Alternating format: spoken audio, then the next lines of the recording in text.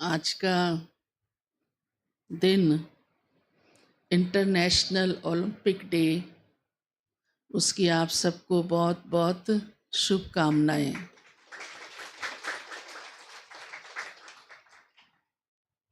खेल का भी जीवन में बहुत महत्व है और वास्तव में देखा जाए तो जीवन का आरंभ ही खेल से होता है। बचपन में कोई भी ऐसा नहीं है जिसने खेल ना खेला हो। चाहे छोटे सी अवस्था में भी शरीर छोटा सा भी होता है, तब भी बच्चा कुछ ना कुछ हाथ पांव चलाता रहता है ना।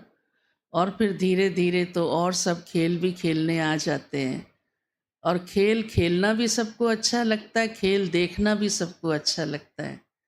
और फिर प्यारे बाबा ने तो हम बच्चों को इस सारे सृष्टि का खेल समझा दिया है कि ये सृष्टि एक बहुत बड़ा खेल नाटक है और ये कैसे चलता है, आत्माएं कैसे आकर के यहाँ जन्म लेते, खेल खेलती हैं। तो जीवन में कई बातें आती हैं, उस समय मनुष्य बहुत ज़्यादा कई बार घबरा जाता है, कंफ्यूज हो जाता है, डिस्टर्ब हो जाता है, सोच में पड़ जाता है। तो शिव बाबा ने इतनी अच्छी समझ और पहचान दी है कि बच्चे ये जीवन को भी खेल समझकर चलो।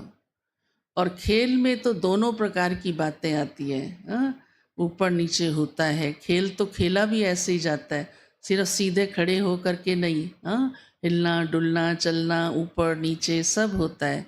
और फिर हार और जीत भी होती है। ऐसा तो नहीं होता कि दोनों तरफ की हार हो जाए या दोनों तरफ की जीत हो जाए।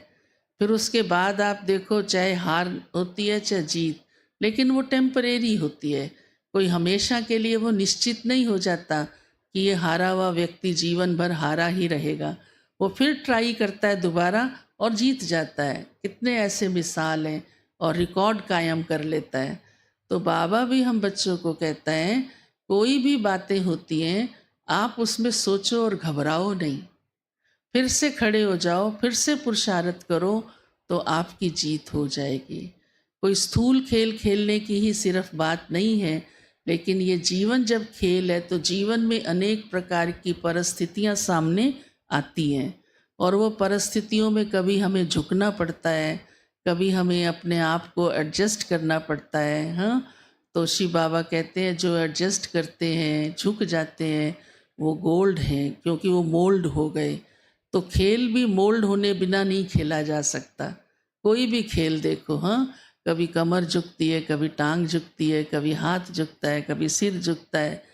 तो बाबा हम बच्चों को कहता है, हमेशा जीवन में मोल्डिंग पावर रखो, परिस्थितियों में एडजस्ट करना आसान हो जाएगा और फिर कहीं पर भी कोई कन्फ्यूज़न नहीं होगा। क्योंकि जब हम किसी भी परिस्थिति को स्वीकार कर लेते हैं तो वो हमारी एक जीत होती है, हार नहीं होती है। तो बाबा इसलिए हमेशा हमारे को जीत पाने की भी विधि सुनाता है और हार में भी हमें कैसे हारमनी होकर चलना है, हारमनी लानी है कि हार मानी और आपस में संबंध, प्यार और संबंध का अच्छा सामंजस्य हो जाता है।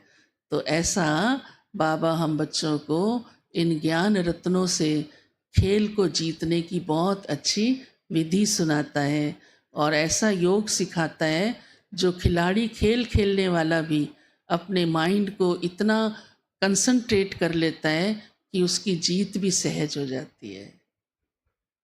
तो सभी को बहुत बहुत, हाँ, जीवन में विजय पाने की, हर परिस्थिति में एडजस्ट करने की आगे के लिए हमारी बहुत शुभ भावना, शुभकामना है।